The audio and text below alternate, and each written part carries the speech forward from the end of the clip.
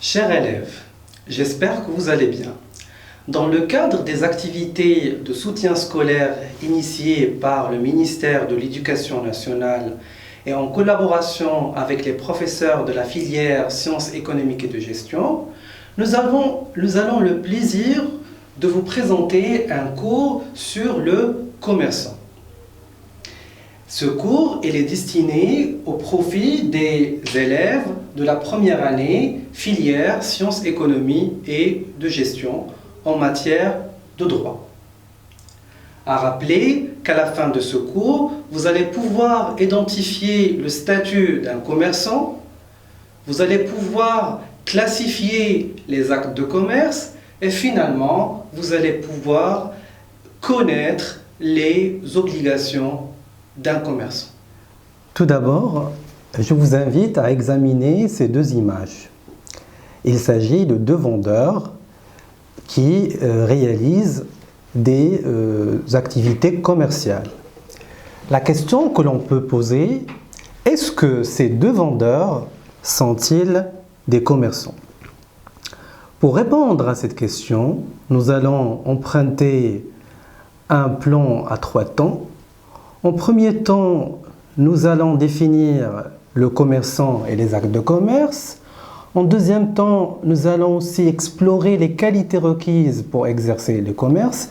Et finalement, nous allons discuter les obligations d'un commerçant. Selon le Code de commerce, le commerçant est une personne qui exerce des actes de commerce à titre de profession habituelle en son nom et pour son compte. De ces définitions découlent deux constats majeurs. Le premier constat, que le commerçant exerce des opérations commerciales. Ces opérations commerciales sont appelées des actes de commerce. Ces opérations commerciales sont effectivement réalisées d'une manière régulière, habituelle, durable et continue. Nous allons illustrer ces acquis par une petite application. Alors, devant vous, une petite application. Il y a 3 situations et on vous demande de dégager s'il s'agit d'un commerçant ou non. Et effectivement, vous allez justifier. Monsieur Akram a vendu sa voiture après 5 ans d'utilisation. Première situation, est-ce que Monsieur Akram est un commerçant ou pas? La même chose pour Monsieur Saïd qui est un salarié chez Autohall, qui a vendu 4 voitures cette semaine, et le même cas de figure pour Madame Marwa, propriétaire d'une boutique à Safi qui vend des vêtements de prêt-à-porter. Alors, la réponse à cette application est la suivante. Monsieur Akram a vendu sa voiture après 5 ans d'utilisation. Monsieur Akram n'est pas un commerçant car il ne réalise pas des actes de commerce à titre de profession habituelle. On a dit, selon la définition d'un commerçant, que le commerçant doit exercer une activité commerciale à titre habituel, c'est-à-dire d'une manière régulière et durable. Monsieur Akram, il a effectué une seule vente une fois sur 5 ans. Monsieur Saïd est un salarié chez Autohall. Il a vendu 4 voitures cette semaine. Monsieur Saïd n'est pas un commerçant, même s'il réalise des actes de commerce, mais ces actes de commerce, ils sont réalisés pour le compte de l'entreprise et non pas pour son compte. Du coup, Monsieur Saïd n'est pas un commerçant. Alors, et finalement, Madame Marwa, propriétaire d'une boutique à Safi, qui vend des vêtements de prêt-à-porter. Madame Marwa est une commerçante car elle réalise des actes de commerce parce qu'elle réalise des opérations de vente de vêtements de prêt-à-porter. Et ces actes de commerce, effectivement la vente, sont réalisés pour son nom et pour son compte. Maintenant, c'est quoi ces actes de commerce? Selon toujours le Code de commerce, un acte de commerce est un acte réalisé par un commerçant lors de l'exercice d'une activité commerciale. Il faut faire attention, seuls les commerçants qui réalisent des actes de commerce. Les non-commerçants, ils réalisent des actes civils. Là, c'est une remarque vraiment à prendre en considération. Alors, la typologie des actes de commerce. Il existe effectivement plusieurs types d'actes de commerce. Le Code de commerce, il distingue 4 types d'actes de commerce. Il y a les actes de commerce par nature. Il s'agit des actes de commerce réalisés par l'entreprise dans le cadre de son exploitation. Par exemple, si une entreprise est une entreprise de vente de marchandises, les opérations d'achat et de vente de marchandises, ce sont des actes de commerce par nature. Parfois, l'entreprise pourrait réaliser des actes de commerce, mais accessoires. Alors, en nous donnant un exemple très simple, lorsque une entreprise va envoyer la marchandise chez le client, il va lui envoyer la facture de vente, la facture d'achat en général, plus le transport. Alors, le transport, c'est un acte de commerce effectué par l'entreprise fournisseuse, mais qui ne rentre pas dans le vif de l'activité de l'entreprise et du coup, c'est un acte de commerce accessoire. En général, c'est une opération commerciale non courante. Par contre, les actes de commerce par nature, ce sont des opérations d'exploitation courantes. Alors, les troisième type d'actes de commerce, ce sont les actes de commerce par la forme. Alors, les actes de commerce par la forme, on distingue entre 2 types. Là, devant vous, il y a la lettre de change. La lettre de change, c'est un acte de commerce par la forme, indépendamment de celui qui va le signer. Aussi bien pour le billet à ordre. Le billet à ordre et la lettre de change, ce sont des moyens de paiement que vous allez voir dans un prochain chapitre. Et finalement, les actes de commerce mixtes, ce sont des actes de commerce qui mettent en relation un commerçant et un non-commerçant. On va illustrer ça bien sûr par une application. Alors, je vous ai donné un certain nombre de situations et vous allez justement me définir de quel type d'acte de commerce s'agit-il. Donc, les situations sont bien sûr devant vous. Une société de production des cakes industriels achète de la farine auprès de Memouna. Il faut bien sûr analyser le cas. Il s'agit ici d'une société de production, c'est-à-dire un commerçant avec justement un autre commerçant qui est la société Memouna. Donc ici, c'est un acte bien sûr de commerce réalisé entre 2 commerçants. Il s'agit de définir de quel acte s'agit-il. La société de production des cakes industriels achète un four auprès de la société Forec. Amine, un salarié, achète une voiture auprès de son frère qui est aussi salarié. Le boulanger achète de la farine auprès de Memouna en payant par une lettre de change. Et le boulanger vend des baguettes à un client normal. Donc, il s'agit ici de cocher le type d'acte de commerce approprié. Alors, pour le premier cas, il s'agit d'un acte de commerce par nature. Tout simplement parce que l'activité principale de cette société qui produit des cakes industriels, c'est la production des cakes. Et cette entreprise, il va acheter justement de la farine comme étant une matière première pour la fabrication du cake. Ou du coup, l'acte de commerce réalisé, c'est-à-dire l'opération réalisée par cette entreprise, c'est une opération courante. C'est un acte de commerce par nature. La société de production des cakes industriels achète un four auprès de la société Forec. Il s'agit ici d'un acte de commerce accessoire. Pourquoi? Parce que l'achat d'un four pour la société de production des cakes, il va s'opérer une fois sur quelques années. Et bien sûr, il ne s'agit pas d'un achat qui rentre dans le processus d'exploitation de l'entreprise et de la société de la production des cakes industriels. Donc c'est un achat accessoire.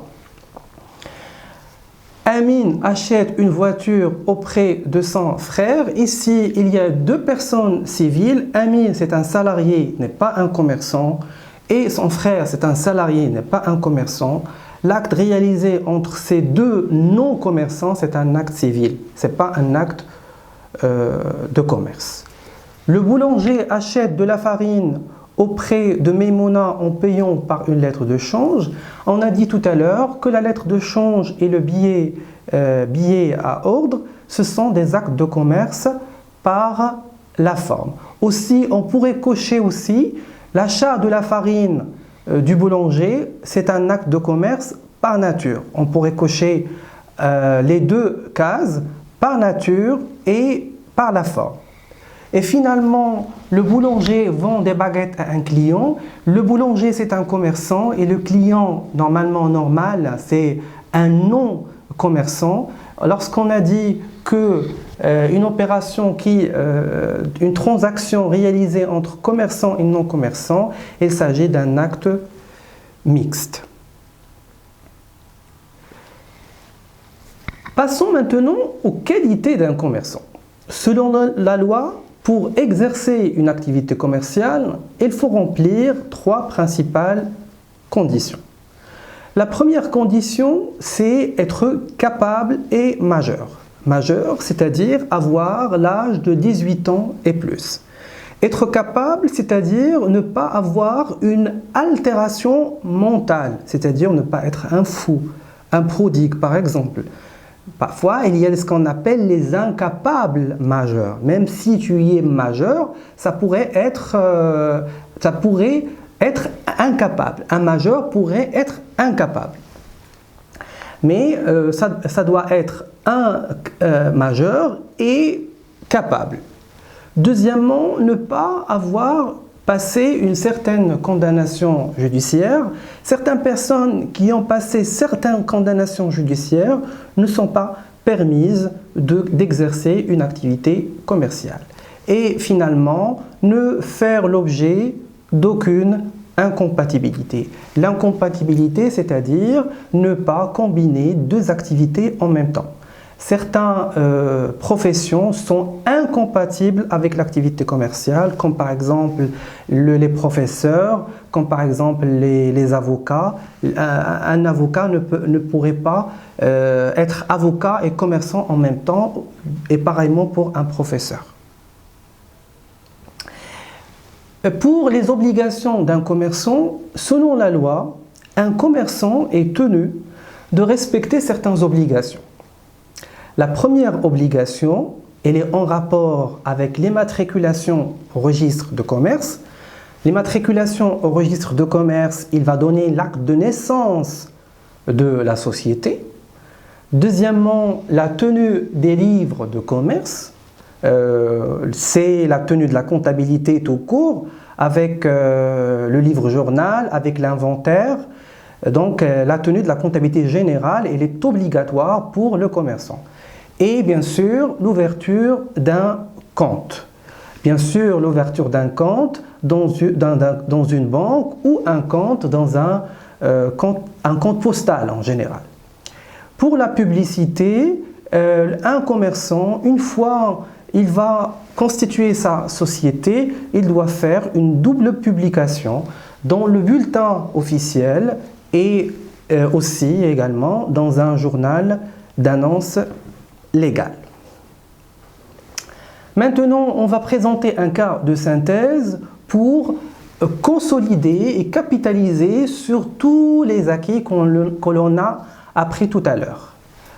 Madame Sophia est la propriétaire d'une boutique. Elle s'appelle pour elle de prêt-à-porter en plein centre de Casablanca. Elle dessine ses propres modèles et les fait coudre par un tailleur. Pour assurer une bonne protection de sa boutique, elle a fait appel à une société de télésurveillance avec laquelle elle a conclu le 15 janvier 2019 un contrat pour l'installation du matériel de protection. Le paiement s'est fait à une échéance de 2 mois par lettre de change. Voilà les questions. 3 questions qui se présentent. Précisez si Madame Sophia est une commerçante. La deuxième question. Relevez et caractérisez les actes de commerce accomplis par Madame Sophia. Troisième question. Si Madame Sophia est commerçante, citez ses obligations. Alors, en revenant au cas, et on va répondre aux questions au cas par cas, la première question, elle est en rapport avec si Madame Sophia est une commerçante.